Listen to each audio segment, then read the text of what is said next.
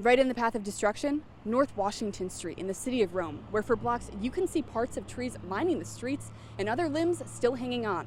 And now that the storm is over, people are left to pick up the pieces. The water started right here, flowing across the street into the side of this house before veering off down the road, causing even more damage.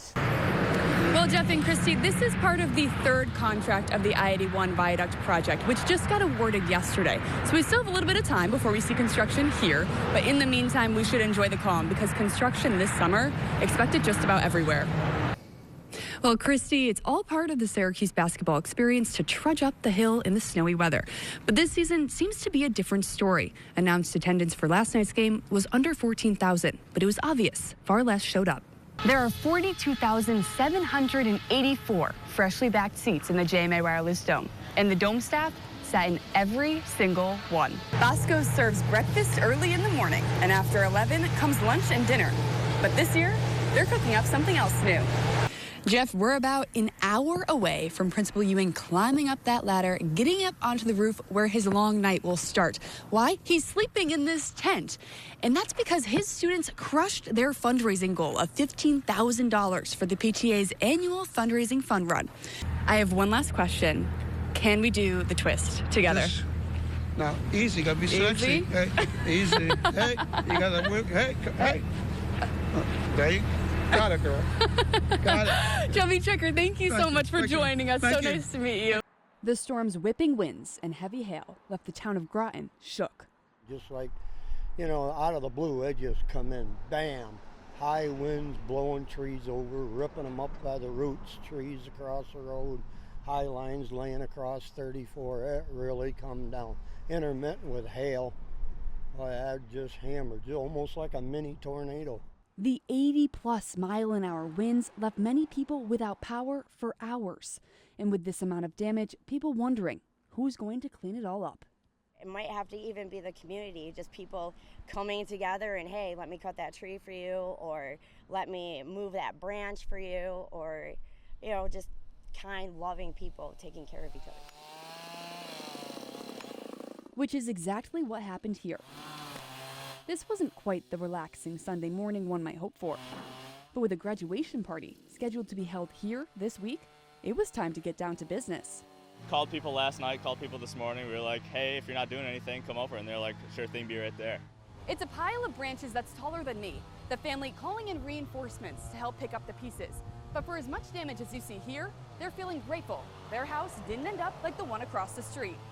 We were standing right inside the house and felt the whole house shake. We weren't sure what it was, and then I was like, we looked out the window after it was all over, and we were like, there it goes. One of about 10 trees that were ripped up or fell over on their property in a storm Drew says was unlike anything he's experienced before. And we just kind of huddled in a corner away from all the windows and waited for it to be over and hoped that everything was all right. All that's left for them now is to clean up Mother Nature's graduation gift. In Groton, Kendra Broddus, News Channel 9. This is what is left of the Palomini's backyard. An 11-feet-deep pit, a car jack supporting their house, and mounds of dirt. We thought we hired a legitimate contractor, and here we are. He's in jail, our money's gone, and we have this mess. The Palominis hired a contractor by the name of Dakota Andrews to do an addition on the home they've lived in for 10 years. They found him on the Nextdoor app, even vetting him through people who had used him. At the time, they were all giving me good reviews, but I think that their jobs were still actively going, and that's why they were giving the good reviews. When the work started, it was stop and go. But the couple says Dakota would always get enough work done that they would give him more money to continue. He even hired a concrete company to dig out the basement, but then never paid them. They dug, and because he didn't pay them, they didn't come back. So it started raining, and that's when everything started collapsing, because if you dig an 11-foot deep hole and just leave it, stuff's going to start to collapse. Not only is their backyard destroyed, but the work left undone is threatening what was already here. Cinder blocks are the only thing keeping this deck from tumbling into the pit below. We don't even let our kids play out here by themselves anymore. The dogs get out all the time. The deck falling in is always on our mind. The Palominis now know the man they hired is actually Dakota Smith, who has pending criminal cases in 3 other counties. I think even Dakota was overwhelmed by the damage that was created. I don't think he ever anticipated it. And part of me thinks that's why he kept sticking around, because he was a little afraid of all of the damage and he was trying to do a little bit more. Now out $48,000, the Palaminis are left with a big hole in their pocket and in their backyard. In Baldwinsville, Kendra Broddus, News Channel 9. 17 miles of conveyance are wrapped around this Amazon fulfillment center, getting your packages where they need to go. On average, we're getting out at least 720 to 750,000 units out of our building. This past week, we actually set a record and shipped out 800,000 units in one day. It's a combination of the 3,500 Amazon employees and their robot coworkers who work hand in hand with one another. These drives will come over to any picker that's located on the floor with inventory on them.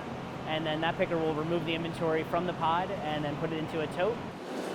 The totes then travel to the packing station, where it's all hands on deck.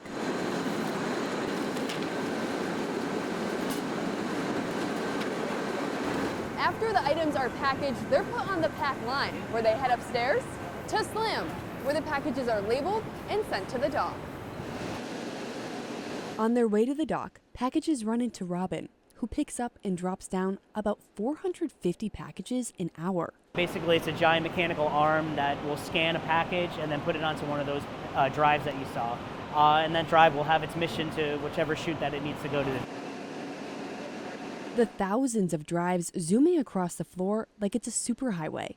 All of these drives are networked. They all have a specific path that they follow, and they have a logic as to where it needs to go, what unit it needs to drop off.